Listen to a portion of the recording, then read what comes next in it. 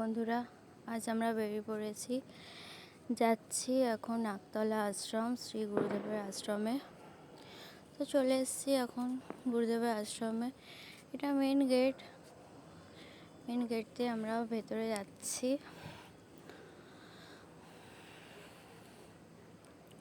তো ভেতরে চলে এলাম।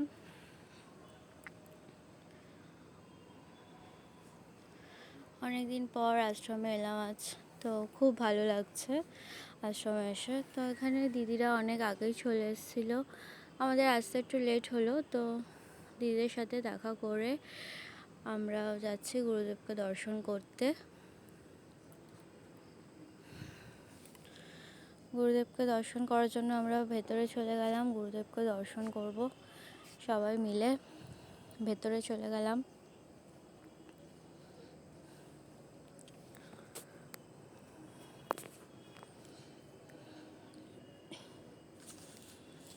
তারপর লাইনে দাঁড়িয়ে পড়লাম গুরুদেবকে দর্শন করব বলে। এখানে তো মামাম লাইনে দাঁড়াবে না, খুব বিরক্ত হচ্ছে। আর পাপাও তো মামার কোলে বহুত মজা করছে।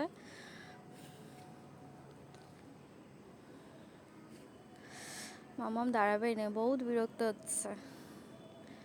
রয়েছে দিদিভাইও দাঁড়িয়ে আছে লাইনে আমাদের সাথে, বরমাশাই, পাপা, আমরা সবাই দাঁড়িয়ে আছি গুরুদেবকে দর্শন করব বলে। অবশেষে গুরুদেবকে দর্শন করতে গেলাম, সবাই প্রণাম করছি। এখানে গুরুদেবের আশীর্বাদ নিলাম। গুরুদেব সবাইকে সুস্থ রাখুক, ভালো রাখুক। দিদিভাই প্রণাম করছে এখানে। তারপর প্রণাম করার পর আমরা চলে গেলাম সমাধি মন্দিরে। এটা আমাদের সমাধি মন্দির। এখানে গুরুদেবকে দর্শন করলাম। এখানে মাম্মাম বরমাশাই প্রণাম করছে। এখানে পাপা গড়াগড়ি খেয়ে নিল। তো আমরা বসে আছি। এখানে গেলে একটা আলাদা শান্তি অনুভব হয়। তো আমরা এখানে সবাই মিলে বসে আছি। বসে থাকি তো থাকি, উঠতে আর ইচ্ছাই করে না এখান থেকে। তারপর চলে গেলাম কীর্তনের এখানে চলে গেলাম সবাই মিলে। এখানে দিদিভাইরা কীর্তন করছে।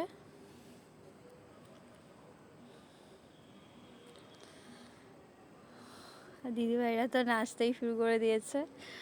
এখানে অটোমেটিক্যালি হয়ে যায়।